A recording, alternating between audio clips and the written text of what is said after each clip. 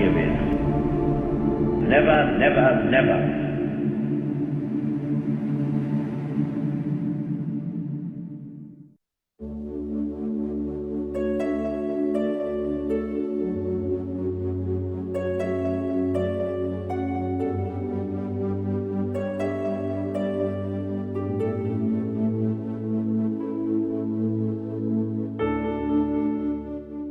The outbreak of war, I lived in Cossum. I started work at a garage as an apprentice motor fitter. I never did get called up for service because I was in an occupation which was, we were repairing Bedford vehicles, which are army vehicles and RAF vehicles. I was very interested in athletics when I was younger, and I attended a club in Court Lane, Cossum on evenings, and the chappie who organised it was Mr. Brandy, who I didn't know at the time, but was the officer in the auxiliary units.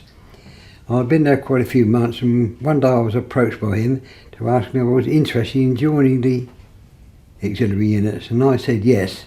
We started by visiting his evenings, and he took us into his kitchen, and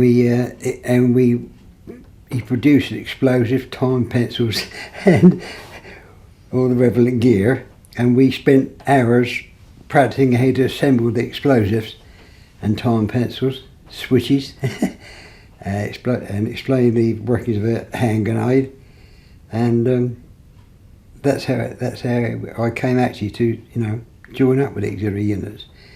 It was the Havant Patrol, and it was number 3 section, I think. What used to happen was the officer used to take us to Havant, and in Havant there was a very, very old house which originally was a mortuary. Then it was an old people's home, and it was almost derelict, but we used to go there, meet there with all our gear, and then for our exercise we used to drop us there in the evening. We used to assemble all of our explosives and stuff in the a hay there, and then we used to make our way to Barton's Crossroad. You didn't know Barton's Crossroad? Well, there used to be a gravel pit, a large gravel pit there, but it has been filled in now. And in the gravel pit there was 3 or 4 old cars. What we had to do, we had to make our way from the Havant,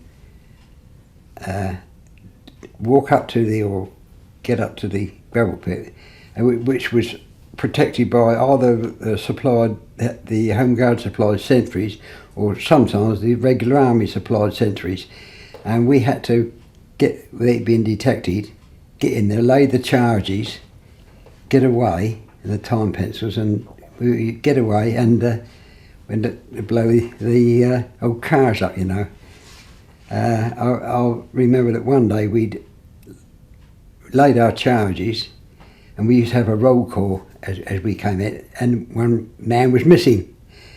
So we had to call the whole thing off because we didn't know where he was. But they used to work right. I went to Coles Hill. I went there for, I think, twice, 2 weekends I went there to be instructed in the explosives, unarmed combat and camouflage. When we came back here, we made our own camouflage suits out of potato sacks, and then we painted them, and they were really good because you could stand in front of a hedgerow and you couldn't be seen.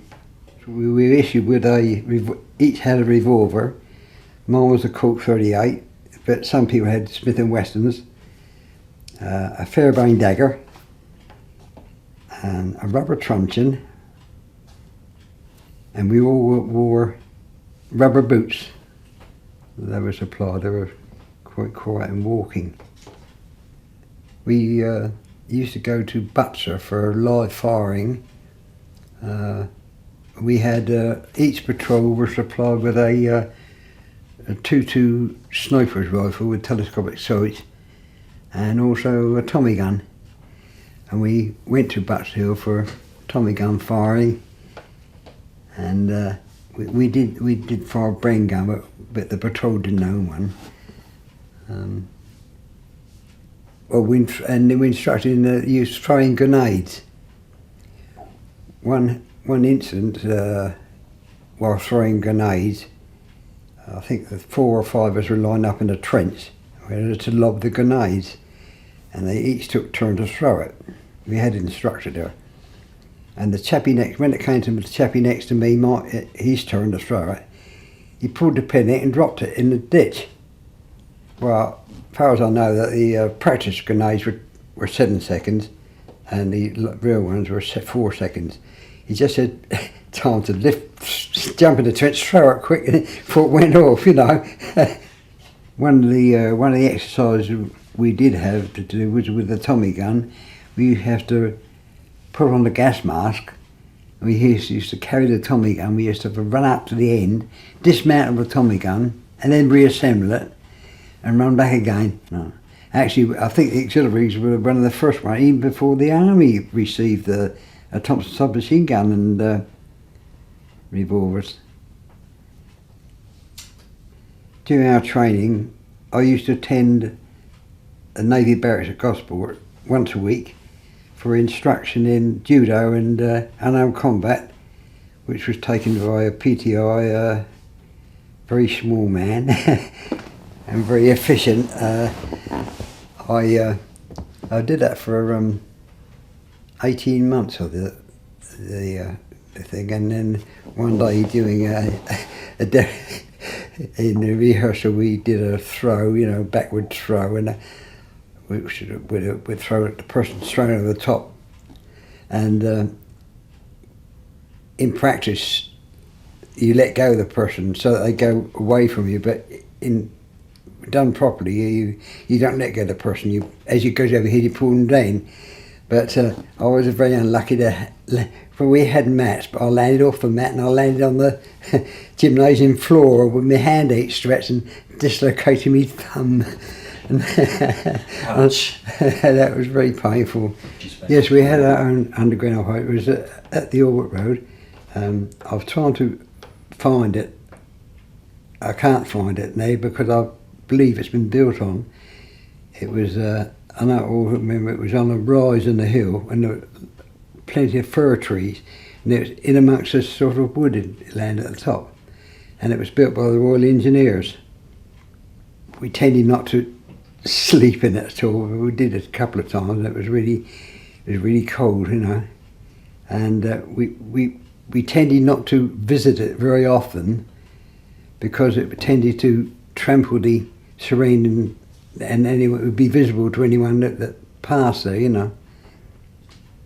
Well, the entrance to the operation base was a cunningly concealed cut-off tree stump, which was hinged, and you could lift it up. It was quite heavy, and you could get inside and go down the steps and that. And also, there was an escape tunnel which you had to crawl on your hands and knees, and it went quite a few yards away and ended up in a clump of bushes. The only thing I can't remember is how it was ventilated. I don't know how it was ventilated. I can't remember. But we had a store of food, water, and explosives, as far as I can remember, stored in this cats there. The ventilation was bad, and as I said, we only slept there a couple of times, you know, and we tended to sort of keep away from it as much as possible. And we tend not to think about what would happen to us I can understand that I can't see us holding out very long, probably slowing the process down, but you know, never to overcome a full invasion. With that photograph that you've got there, it wasn't our patrol. It was our patrol, but there was another patrol there as well. Oh yeah, there is 2 patrols in that photo. I think it was Horndean, and I think the officer's name there was Sawtell, and I believe he was a farmer. Mr. Brandy, that was our officer. That's Mr. Sawtell. He was an officer. I think he was in charge of the Clanford patrol. This is one of our chaps. That was the sergeant in our, I don't know his name though, in our patrol. I think I told my family at one stage. Was that in the war or after? After the war, just after the war, yeah. And in actual fact, my mother was very suspicious during the war because some of the equipment I used to keep under my bed in the bedroom, and there's no safety acting was in those days. Were you glad that you were an auxiliary, even though the invasion didn't come? Were you glad that you had that experience? Oh yes, I think it was an experience. We learned quite a lot, really.